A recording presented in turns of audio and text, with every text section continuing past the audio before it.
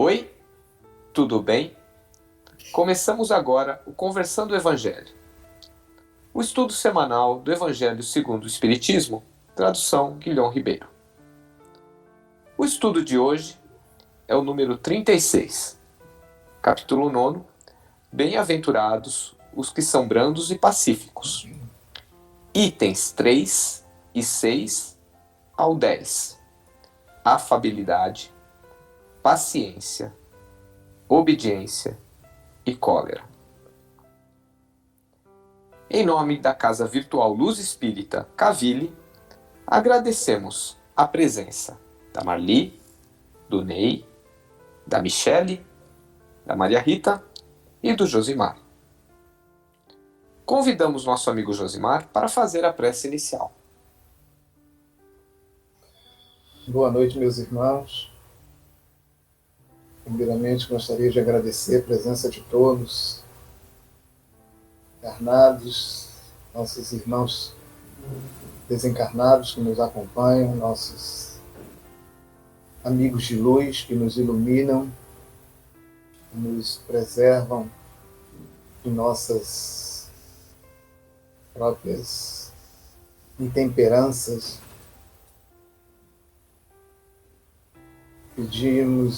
Peço a Jesus a permissão para que nós possamos iniciar o nosso estudo, agradecendo por mais essa oportunidade de nos encontrarmos e podermos contar com o apoio de seus irmãos de luz que nos orientam. Que nosso estudo possa nos trazer ensinamentos e que nós sejamos humildes para admitir as nossas faltas e corrigir os nossos erros. E assim seja. Assim seja. Que assim seja. Bem, como primeira questão, nós temos aqui: qual a importância do perdão e como devemos exercê-lo se quisermos melhorar nossas qualidades espirituais, hein, Ney?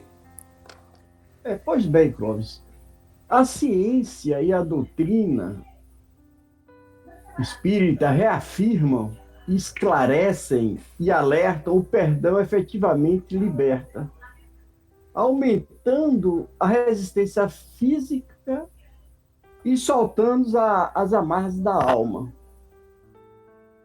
Na verdadeira arte, que é o viver, é um dos mais preciosos dons, é a da capacidade de perdoar.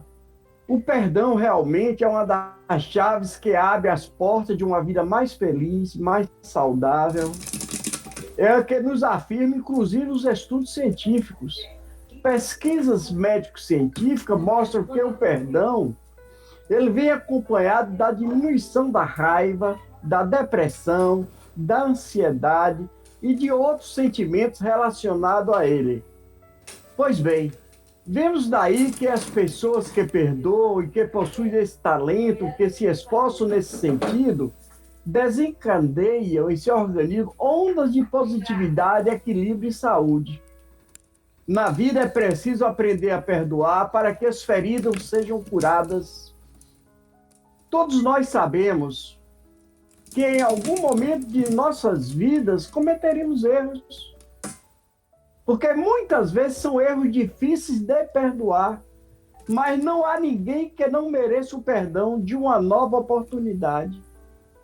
E é nesse momento que convido a todos nós a abrir o coração e perdoar todos, até mesmo os nossos inimigos, né? E também aqueles que não te perdoam,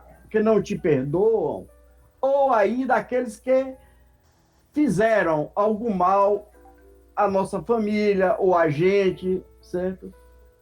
Por que devemos perdoar? Quantas vezes nos deparamos com situações em que o próximo nos ofende, nos calunia, nos humilha? Quantas mágoas guardamos de irmãos menos esclarecidos ou de pessoas que acabam se descontrolando e descontando em nós toda a amargura que sente? Então, meus irmãos, Pedro, quando se aproximou de Jesus, perguntou: Senhor, quantas vezes deverei perdoar o meu irmão? E quando ele pecar contra mim? Até 7 vezes 7? Jesus respondeu: eu digo a você, não até 7, mas 70 vezes 7. Está lá em Mateus 18, 21. O que podemos entender com isso? Porque o perdão, segundo Jesus Cristo, nosso mestre, seria algo extremamente importante para a nossa marcha, para o nosso progresso espiritual. Listamos alguns motivos pelos quais isso seria verdade. Pois bem, ele está dizendo que o perdão nos liberta. O perdão é uma das coisas mais libertadoras que alguém pode fazer. A falta do perdão é como uma pedra amarrada na perna de alguém que arrasta para o fundo do mar. Aquele que perdoa tem em si quebrada as correntes do rancor, da mágoa, do ódio e da vingança. Simplesmente as pessoas, ao perdoar, se livram de um peso que não merece e nem precisa carregar. Imaginemos, pois, que se um irmão de caminhada nos ofende, de que me ajudaria tanto ou a vocês guardar mágoa, guardar rancor. Então essa situação de nada poderá mudar. Acaso somos tão perfeitos assim que não cometemos erros também? Decepcionamos outras pessoas também? Pois bem, se fosse o inverso, nós gostaríamos de ser perdoados para que possamos melhorar enquanto espírito em evolução. Devemos sempre pensar, um dia somos vítimas, mas também poderemos no outro ser algozes. Né? Como diz na prece, né? Perdoar para ser perdoado, né? Amar para ser amado. Pois é dando que se recebe, né? É justamente esse tem que ser nossa busca. E aí toca num outro ponto. E quais são as formas de exercer a caridade? Hein, Michele? Como é que a gente pode fazer esse bem para os outros? Boa noite, pessoal. A caridade, ela é um ato de amor. E nós podemos exercer a caridade de várias formas, desde que a gente não esteja esperando algo em troca. Não adianta, por exemplo, nós irmos distribuir cesta básica esperando que uma troca aí de indulgência, eu vou ajudar os pobres e Deus vai me abençoar. Não, a gente precisa fazer isso com amor, com boa vontade. E não adianta também a gente pensar que somos muito caridosos quando a gente dá aquilo que não serve mais pra gente. Eu tenho 5 vestidos, vou dar 3 porque não me servem mais. Não, isso não é caridade. Você está sendo até bondosa. Mas a verdadeira caridade de doação, quando a gente está doando algo, é dar aquilo que é difícil pra gente também. Então, por exemplo, nós temos aí um pãozinho e 2 pessoas que precisam comer. E aí eu divido o pãozinho com o meu irmão. E isso sim é caridade. Mas o que Jesus nos ensinou, de verdade, sobre a verdadeira caridade, e está muito bem explicado no Livro dos Espíritos, na questão 886, eu vou pedir permissão até para ler o trechinho. A pergunta é: qual o verdadeiro sentido da palavra caridade como entendia Jesus?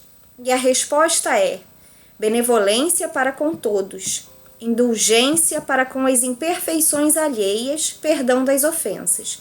A caridade, segundo Jesus, não está restrita à esmola. Ela abrange todas as relações que temos com os nossos semelhantes, quer sejam nossos inferiores, nossos iguais ou superiores. Ela nos ordena a indulgência, porque nós mesmos temos necessidade dela. Então, o que é ser benevolente? Ser benevolente é a gente ter boa vontade com os outros. É ser amável, ser generoso, solidário, pensar no bem-estar do outro. A indulgência é um pouquinho mais difícil. É a capacidade de aceitar e tolerar as atitudes do outro. É quando a gente julga com menos severidade, a gente aceita os erros e equívocos do nosso irmão. E aonde que a gente tem que praticar a caridade? Não adianta nós vivermos isolados numa montanha e dizer que somos caridosos. Não, a caridade ela acontece em sociedade. Por isso nós viemos assim em comunidade, em família, porque a gente precisa exercitar a indulgência. E é no lar que a gente é a nossa primeira escola da caridade, porque é ali que nós precisamos aprender a ser indulgentes com os nossos filhos, com os nossos irmãos, com os nossos cônjuges. Respeitar e aceitar os defeitos. Até porque, quando não são indulgentes com a gente não gosta. A gente quer que perdoem os nossos erros, aceitem a gente do jeito que nós somos. Então, a gente precisa praticar a benevolência, a indulgência e o perdão, que, como o próprio Ney disse, é libertador. A gente não precisa carregar essa bola pesada nos levando para o fundo do oceano. A partir do momento que a gente perdoa, a gente se liberta. E lembrar que a falta de perdão, ela gera vários sentimentos, como angústia, vingança, e a vingança é um veneno que só a gente bebe, né? Só a gente sofre com ele. Então, não é simples ser indulgente, não é simples perdoar, mas é um exercício que a gente precisa fazer para a nossa evolução. É isso. Perfeito, Michele. Só lembrando que Haroldo Dutra já nos ensinou aquele acrônimo, né? Que forma benevolência, indulgência e perdão. Eles formam a palavrinha BIP. Então, quando a gente tiver algum ataque colérico, estivermos com ódio, tem que estourar o nosso BIP. E esse BIP vai fazer a gente lembrar da benevolência, indulgência e perdão. E aí entra uma nova questão. Qual a origem da cólera? Tem ligação com orgulho? Quais os malefícios para o corpo físico, Maria Rita, disso tudo? Boa noite.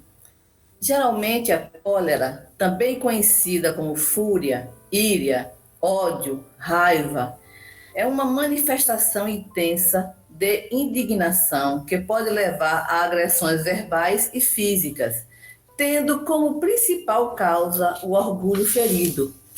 Algumas pessoas não se preocupam em ferir o orgulho do outro, mas quando o seu orgulho é ferido, tendem a desenvolver um comportamento colérico, um comportamento que põe em risco não somente a sua segurança física, mental e espiritual, mas também a segurança das pessoas que lhes são próximas. Somos muito rápidos para julgar o comportamento alheio, sem, no entanto, termos a mesma rapidez para nos observarmos e nos julgarmos. Neste sentido, em Mateus 7,5 está escrito: Hipócrita, tira primeiro a trava do teu olho, e então verás bem para tirar o argueiro do olho do teu irmão. Uma pessoa encolerizada é capaz de cometer atos violentos contra a primeira coisa que aparece na sua frente, seja um objeto, um animal ou uma pessoa. Devemos estar sempre atentos às nossas reações, aos nossos sentimentos e pensamentos. Uma pequena irritação pode facilmente se transformar em cólera, se não for controlada ou canalizada corretamente. Esse tipo de situação afeta relações e prejudica a saúde física, mental e espiritual do indivíduo. Os prejuízos da cólera para o corpo físico são inúmeros, desde leves sintomas provocados pela descarga de adrenalina nas artérias, mas também sintomas graves como a hipertensão arterial, o aumento da frequência cardíaca, tonturas, tremores, infarto do miocárdio, acidente vascular cerebral, podendo inclusive ocasionar a morte. Os prejuízos sobre a mente são também danosos, ocasionando estresse, ansiedade, nervosismo, insônia, dificuldade de concentração, problemas de memória, demência, pânico, culpa, entre outros. Os prejuízos espirituais não devem ser subestimados, pois cada ato resultante da cólera, da ira, gera dívidas kármicas que precisam ser pagas nesta ou em vidas futuras. Para finalizar, trago uma citação tirada do artigo Raiva e Ódio, Doenças e Mortes, de autoria de Eduardo Aquino, do portal O Tempo. Neste artigo, o autor nos adverte que quem adoece, envelhece e morre de raiva e ódio é você. Quem vive nesta realidade sombria e angustiante é você. Pensar é como agir, e pensamento é sua realidade. Ninguém tem culpa do seu mau humor, do seu emburramento, das suas doenças psicológicas.